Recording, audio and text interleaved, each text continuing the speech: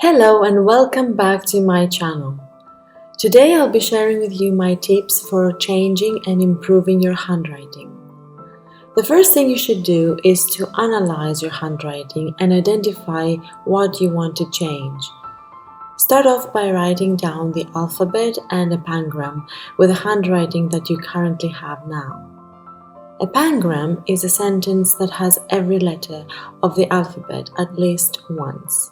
Write the alphabet and the pangram in a notebook or a journal that you can keep as a reference to look back on and see how much you've improved. Now, looking back at your handwriting, decide what you want to change.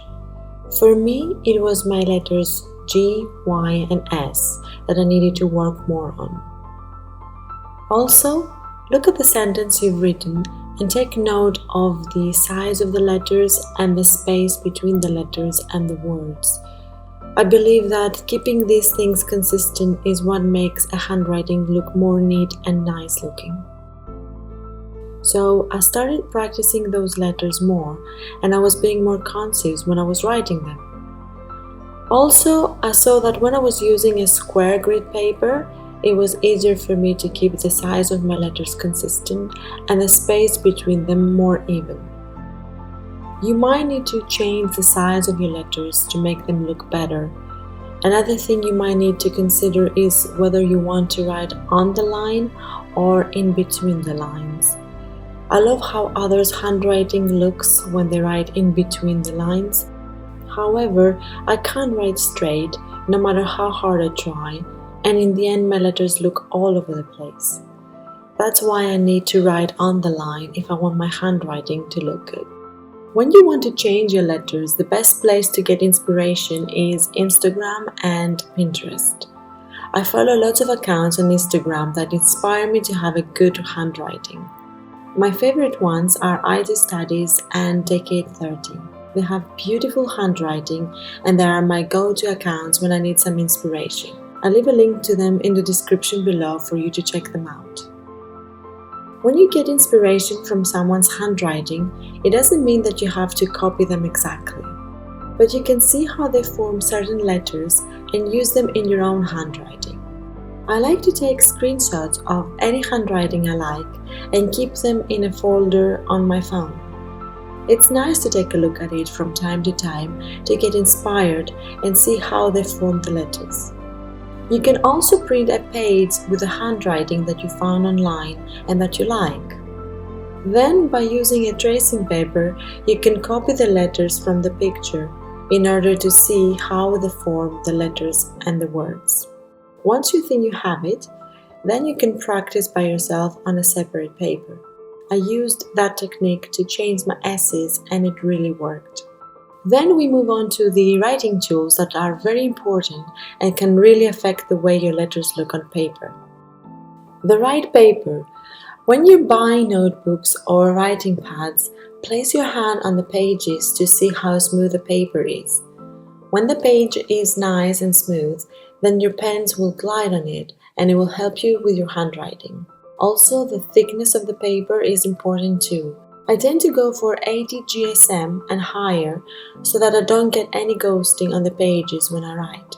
I love using moleskin notebooks. The pages are the best for writing, and I also like the Clairefontaine notebooks too. The paper pattern. You can choose lined, square or dotted grid paper when you're writing. The paper style can really help you with the size of your letters. So, for example, if you like to write big letters, then you'll need to get the ruled paper with bigger space between the lines. For me, as I said earlier, the square grid is the best when I write. It helps me with the space between the letters and their size. The right pen. Choose the right pen that you're comfortable to write with. When buying a pen, pay attention on the design. Try it out to see how it feels when you write with it. Indentations like this can affect the way you're holding the pen and in consequence the way you write.